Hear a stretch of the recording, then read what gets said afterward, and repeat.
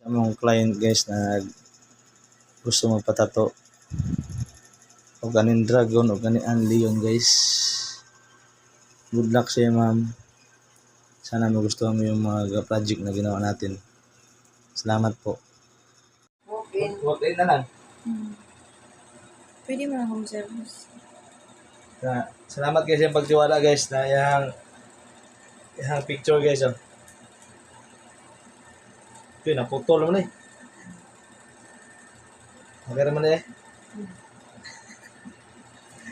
Naputol na yung panay ulo. Ano yung ulo? Mutahan ng ulo sa bitin.